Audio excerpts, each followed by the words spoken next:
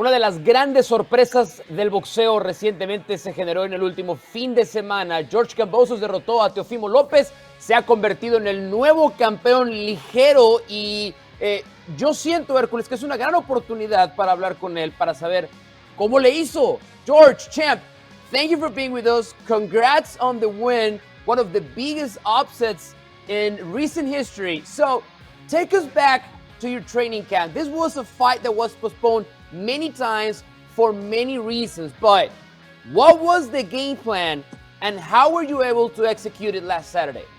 It's a pleasure to be on, guys. This was a very long training camp, and it crossed from Miami, back to Sydney, all the way back to Miami. Then we went to New York for the fight. I kept my tunnel vision. I kept focused, and I didn't stop. I didn't take my foot off the pedal, because I knew that no matter what, I will win this fight.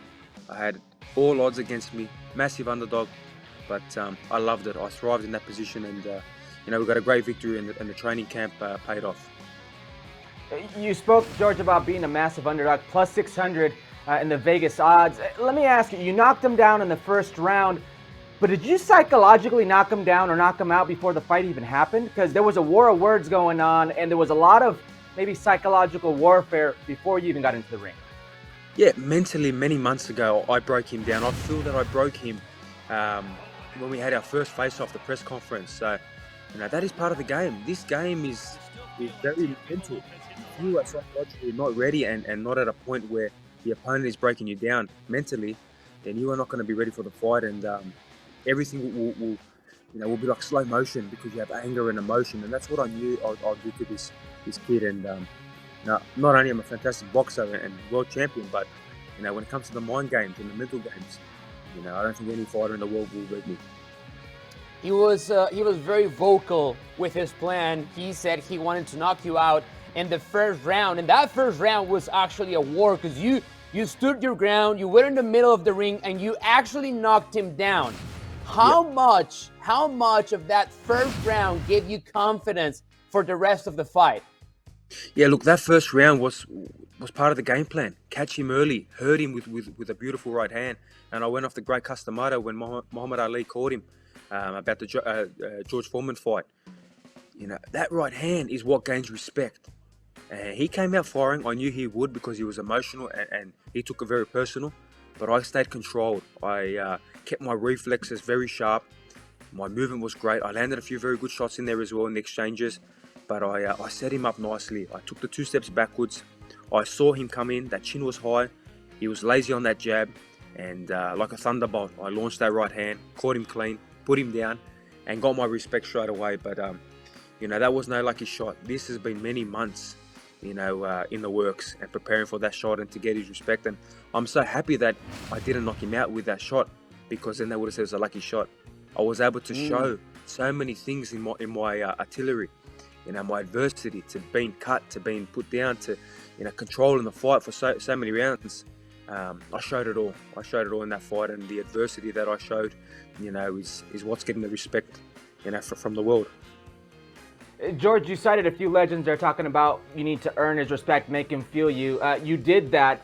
You hold all the belts now, but all of a sudden you got pretty much everybody coming out of the woodworks trying to challenge you. Do you feel like maybe the boxing world didn't respect you and you've earned their respect now?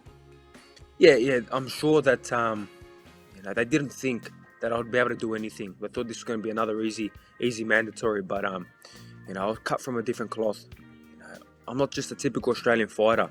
I have been in the American system for a long time. I had beaten 2 former champions, leading up to this fight. I was a sparring opponent for Manny Pacquiao. I had such great rounds with certain world champions. So I knew that when the time came, I'd be ready for whoever in the division, and I would be world champion. Even that they are congratulating me and calling me out, they are showing a lot of respect now. So I have earned that. I want to go back to your preparation for the fight against Teófimo.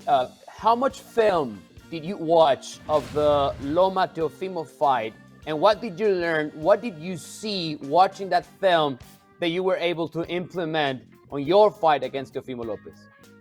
Yeah, we did watch a lot of it. The coaches watch a lot of it, and my speed, my explosive power, the way I'm in and out, is second to none. And I knew that Lomachenko doesn't do what I do. So I knew if I brought the heat like that he wouldn't be able to control the pace, and I knew that I could hurt him at any moment. Even that they didn't think about my power, but they felt that real fast. The Lomachenko fight, it was a good fight. He boxed very nice. I felt that Loma gave him the early rounds and did come back, and then Lopez showed a lot of heart in the later rounds to win them as well. So, I'm cut from a different cloth, different breed, and that's why I'm sitting at the top now. I'm the emperor, and there is no lightweight that will beat me.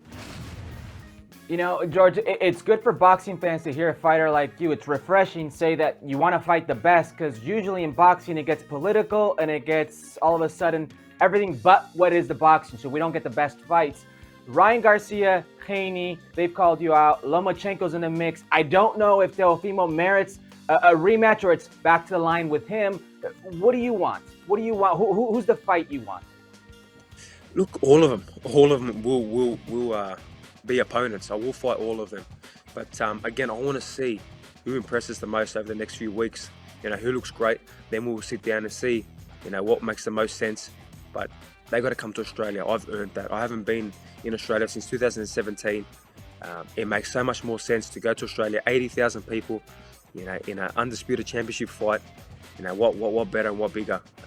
No crowd will do that here in America at this point. So we'll take it back home, and then I will come back after that and make another defense in the US, because I love America. I love fighting here, and this is where the mecca of the sport is. But I deserve to take this back home at least one time.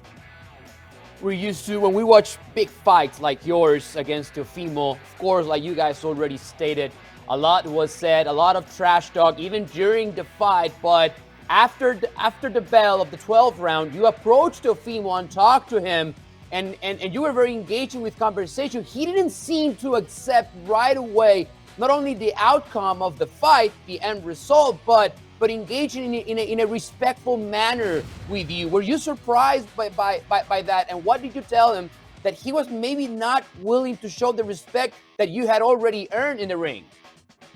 Yeah, look, he's young. Honestly, I felt that he took a lot of punishment in that fight, and maybe he was concussed for him to say what he said. But I showed my respect. I showed my class. I grabbed his hand and I said that me and him did this tonight. We shed our blood, our sweat for the fans, for the world. So regardless of everything and what was said in the lead up, nothing can take this away, and full respect there.